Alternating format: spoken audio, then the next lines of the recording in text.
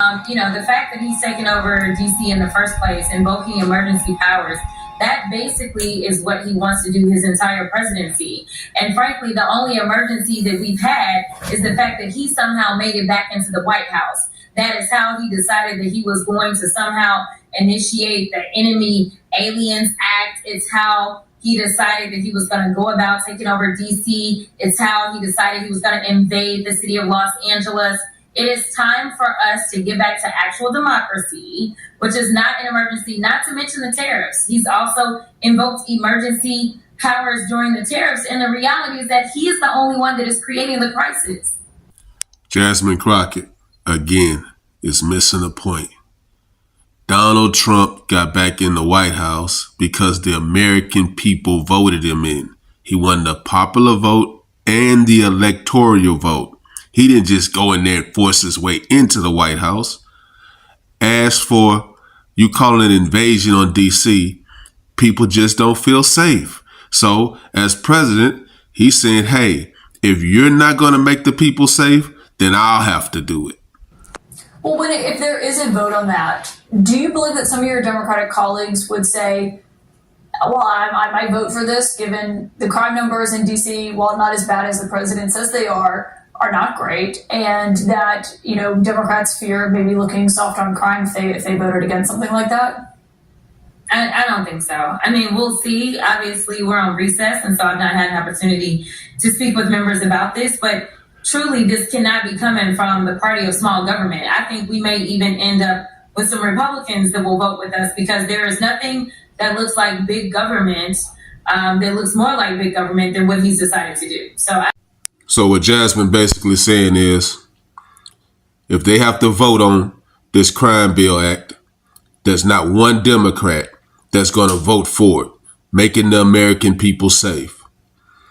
And she also saying that some of the Republicans are going to go with Democrats on this. There's no way in hell Republicans are going to vote against making the American people safe. I don't see that happening. I mean, the reality is that he doesn't want for any city or state that is controlled by a Democrat to be controlled by them. Then he finds an exception to decide to just do whatever he wants to do.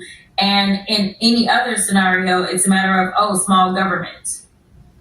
What Jasmine doesn't understand is he has the authority to do this in DC. He's only going to be trying this for 30 days to see if it makes it better. Why not give him a chance to see? American people are going to feel safer seeing more police around the neighborhoods than less police. It's only 30 days and we'll see what happens, Jasmine. Yeah, and I think there's some questions of politically, how Democrats are handling this. The president was critical of that today. But can I ask you on the other thing we've been talking about with you is this redistricting fight that's been playing out in your home state of Texas. And we're hearing from sources tonight that Texas Democrats are considering returning to the state to end the standoff that's been playing out over this. Do you believe that they should? It's not a matter if they believe that they should. They ain't got no choice. They have to return to Texas for this vote, period. Oh, I absolutely don't. I think that there may be some kind of confusion around reporting. I've not talked to too many members just yet, but I did call a couple of them. I think that it's my understanding that the speaker announced maybe on yet he would end up ending the session, the special session, early. And so it wasn't supposed to end until the 19th. As of now, it's my understanding that if somehow they are not back in the chamber by Friday, then he plans to go ahead and end this special session by Friday. And I think that right now they're trying to figure out what exactly are we going to do if for some reason he prematurely ends this session. What is our next step? Okay, so your understanding is not that they're just coming back and prepared to just end the standoff overall. No. And just so that the American public understands, this bill did pass through the Senate in Texas. We saw all but 2 of the Texas state senators walk off the floor. If all of them had walked off, that was enough to break quorum. It only takes 11 in the Senate. And so 2 stayed back. They decided to vote no. But ultimately, if you start a new session, then you don't just get to say, well, the Senate passed the bill. They have to start all over. It still has to make it through both chambers during the same session. So we will see what happens. but I don't see them going back onto the floor before the end of this session. I think she gave word salad there. But what I'm thinking she's saying is the bill is going to pass whether they show up or not show up, from my understanding. So that's what I'm thinking she was saying. Well, and that session was called by the governor, Greg Abbott, and he responded to your accusation that Republicans, as you said, are trying to dilute the voting power of Black, Hispanic, and Asian voters in Texas. I want you to listen to what Governor Abbott said.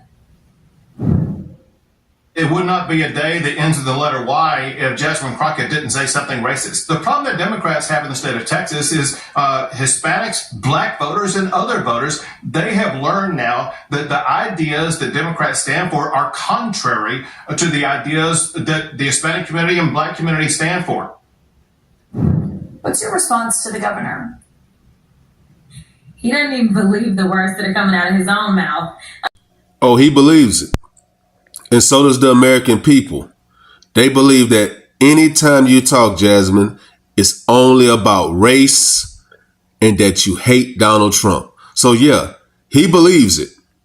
Nor does the Department of Justice. They decided to send a letter that specifically wanted to focus in on 4 minority districts. They wanted to focus in on Mark Vesey. They wanted to focus in on the seat that was represented by the late Sylvester Turner. They wanted to focus on Al Green, and they wanted to focus on Sylvia Garcia. So, and they are the ones that invoked race. To be clear, I've been engaged in litigation with the state of Texas since 2021 over the current maps, alleging that they were already in violation of Section 2, and the state's position for the last 4 years is that these maps have been race neutral.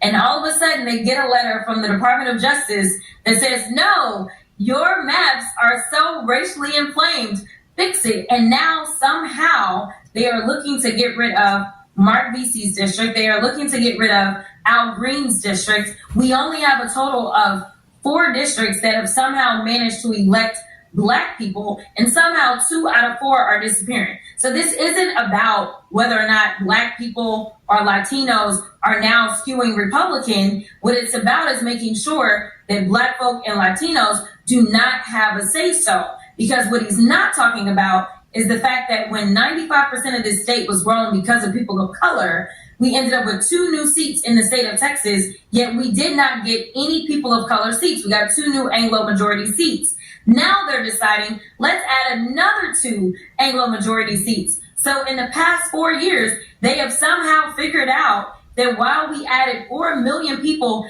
and they were basically people of color, they ended up with 4 new majority Anglo seats. Jasmine Crockett says it's not about race. And what does she do? She go on a rant for over 2 minutes about it being about race. Texas is a red state. You can deny it or not.